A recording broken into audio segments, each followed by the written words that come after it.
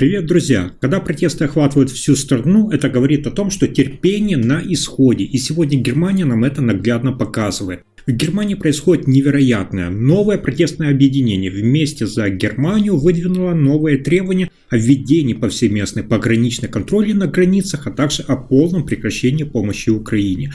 По всей Германии произошли митинги этой инициативы, которые одновременно привлекли большое количество противников из левого спектра. Полиция в ряде случаев была вынуждена вмешиваться с применением силы, чтобы пресекать нарушение порядка. В рамках общенационального дня действий несколько тысяч человек по всей Германии приняли участие в митингах нового протестного объединения «Вместе за Германию». Причем практически в каждом городе прошли и ответные акции противников, среди которых время от времени происходили силовые вспышки протестующих. Полиция действовала в усиленном режиме, сотрудники активно выдворяли явных нарушителей с места проведения акций и задержали значительное количество людей. Как сообщили организаторы протестов, главные требования нового объединения включают повсеместно пограничные проверки, ограничение въезда беженцев и немедленное прекращение как финансовой, так и военной поддержки Украины. В свою очередь, полиция сообщила, что в нескольких городах к мероприятиям «Вместе за Германию» также присоединились представители крайне правых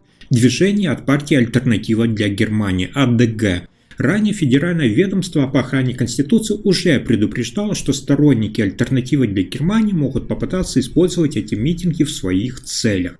Но особенно напряженная ситуация сложилась в Дортмунде. Там одна из крупнейших акций собрала на митинге, по данным полиции, около 800 сторонников протестного движения. А вот число протестующих, вышедших на контрдемонстрацию, полиция оценила примерно в 300-500 человек. Даже в какой-то момент обстановка сильно накалилась, и одна из групп протестующих попыталась прорвать полицейские заграждения, что вынудило полицию окружить и временно заблокировать несколько сотен человек.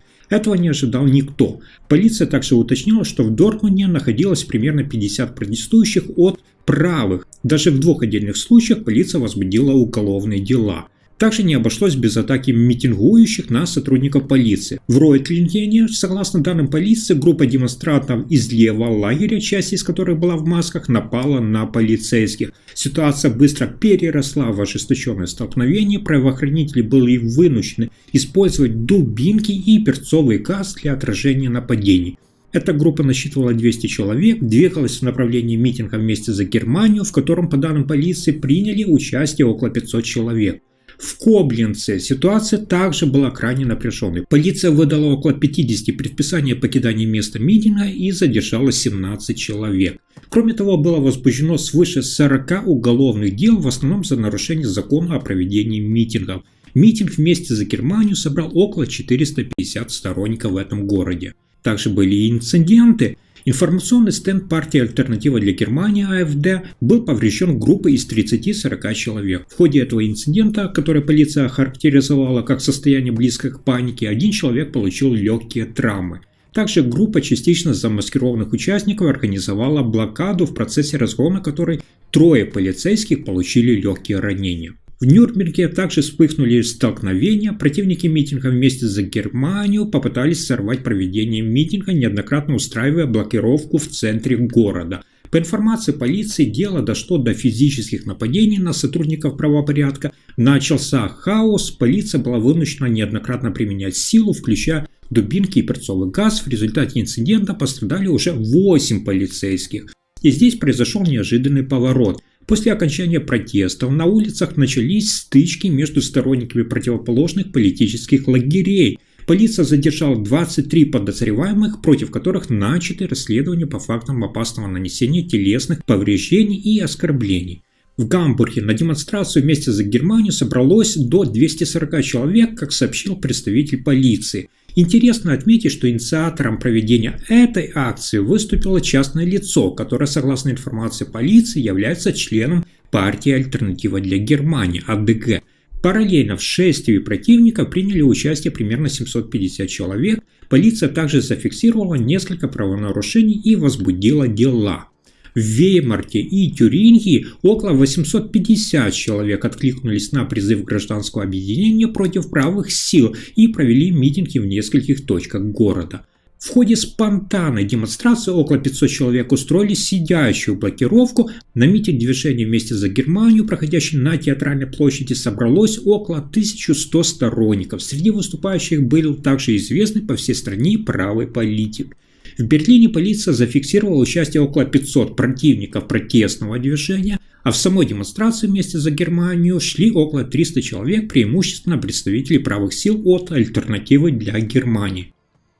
В конце июля планируется провести новое избрание руководства Социал-демократической партии Германии. Все больше партийных товарищей высказываются за то, чтобы Ларс Клинбель остался во главе партии. Причем предполагается, что вместе с ним партию будет возглавлять женщина. Однако имя Саския Эскин большинство предпочитает все же не упоминать вслух.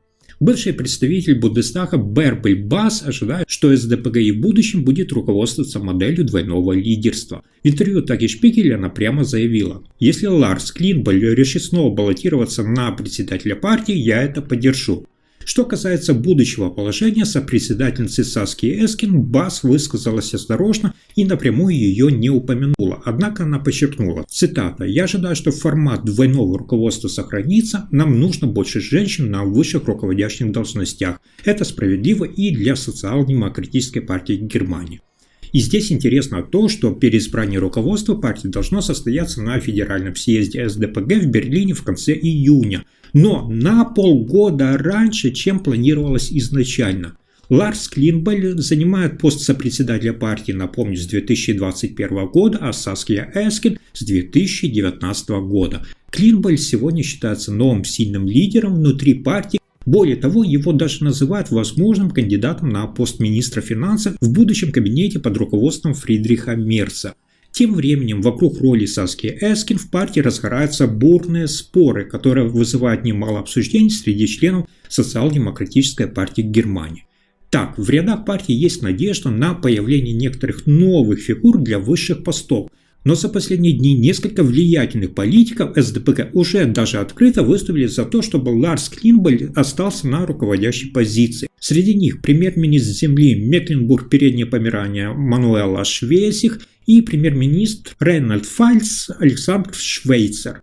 При этом Швейцер подчеркнул, что он выступает также за изменения в команде руководства. В интервью он заявил, что он надеется на то, что появятся некоторые новые фигуры в руководстве, которые смогут вдохновить членов партии. Мануэла Швейцих в своем интервью Таги Шпигель также прямо поддержала идею о переизбрании Клинбеля. Она сказала, цитата: «Я хочу, чтобы Ларс Клинбель остался председателем партии». По ее словам, Клинбель пользуется поддержкой премьер-министров, а также играет ключевую роль в процессе обновления СДПГ в правительстве, парламентской фракции и самой партии.